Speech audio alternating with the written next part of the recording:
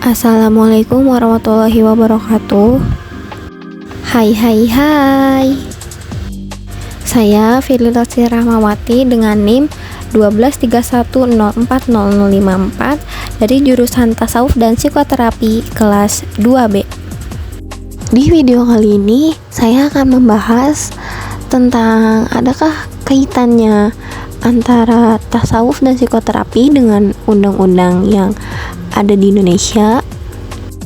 Dalam arti sempit, konstitusi merupakan suatu dokumen atau seperangkat dokumen yang berisi aturan-aturan dasar untuk menyelenggarakan negara. Sedangkan dalam arti luas, konstitusi merupakan peraturan, baik tertulis maupun tidak tertulis, yang menentukan bagaimana lembaga negara dibentuk dan dijalankan. Konstitusi diperlukan untuk membatasi kekuasaan pemerintah atau penguasa negara, membagi kekuasaan negara, dan memberi jaminan HAM bagi warga negara. Nah, di sini aku sebagai mahasiswi jurusan Tasawuf dan Psikoterapi akan membahas undang-undang yang terkait dengan jurusan ini. Ngomong-ngomong, emang apa sih tasawuf dan psikoterapi itu? Tasawuf merupakan cabang ilmu agama Islam yang membahas tentang akhlak, cara menyelidikkan batin dan jiwa, sedangkan psikoterapinya yaitu metode penyembuhan untuk masalah kejiwaan. Nah, aku mau bahas tentang keagamaannya nih. Emang ada ya undang-undang tentang keagamaan? Ya tentu ada dong. Pada pasal 22 Undang-Undang Nomor 39 1999 tentang HAM, Ayat 1, setiap orang bebas memeluk agamanya masing-masing dan untuk beribadat menurut agamanya dan kepercayaannya itu. Ayat 2, negara menjamin kemerdekaannya setiap orang memeluk agamanya masing-masing dan untuk beribadat menurut agamanya dan kepercayaannya itu. Sedangkan pada pasal 18 ayat 1 dan 2 Undang-Undang Nomor 12 Tahun 2005 tentang pengesahan International Covenant on Civil and Political Rights, Ayat 1, setiap orang berhak atas kebebasan berpikir, keyakinan, dan beragama. Hak ini mencakup kebebasan untuk menetapkan agama atau kepercayaan atas pilihannya sendiri, dan kebebasan, baik secara sendiri maupun bersama-sama dengan orang lain, baik di tempat umum atau tertutup, untuk menjalankan agama dan kepercayaannya dalam kegiatan ibadah, pentaatan, pengalaman, dan pengajaran. Ayat 2, tidak seorang pun dapat dipaksa sehingga terganggu kebebasannya untuk menganut atau menetapkan agama atau kepercayaannya sesuai dengan pilihannya.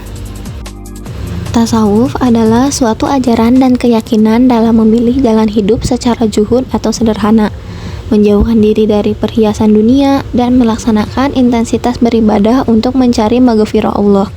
Substansinya adalah pengungkapan rasa cinta yang sangat dalam kepada Allah Subhanahu wa Ta'ala. Ajaran tasawuf memiliki peranan yang sangat penting dan sangat berimplikasi dengan pendidikan Islam. Tasawuf dapat dikatakan sebagai rangkaian atau sarana dalam mencapai tujuan pendidikan Islam dalam membina mental, moral, dan kepribadian manusia agar menjadi manusia yang berakhlak mulia dan memperoleh ridho Allah Subhanahu wa Ta'ala. Bertasawuf ini juga tidak bertentangan dengan nilai-nilai yang terkandung dalam Undang-Undang Dasar 1945 kok.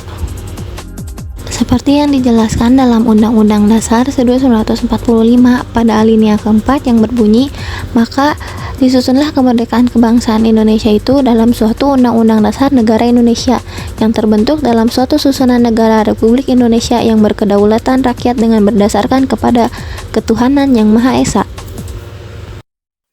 Selain itu, disebutkan pula dalam pasal 28E Undang-Undang Dasar 1945 ayat 1, pasal 28E, setiap orang berhak memeluk agama dan beribadat menurut agamanya.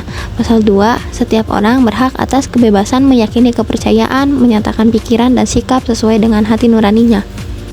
Dan dalam pasal 29 Undang-Undang Dasar 1945 ayat 1, negara berdasar atas ketuhanan yang Maha Esa. Ayat kedua, negara menjamin kemerdekaan tiap-tiap penduduk untuk memeluk agamanya masing-masing dan untuk beribadah menurut agamanya dan kepercayaannya itu. Sekian dari saya, kurang lebihnya mohon maaf, dan bye. And I wanna go out with you, where you wanna go? Find a little spot, just sit and talk, looking pretty. Follow me, 우리 둘이 나란히 보이지 내 눈이. when you say I'm a dream.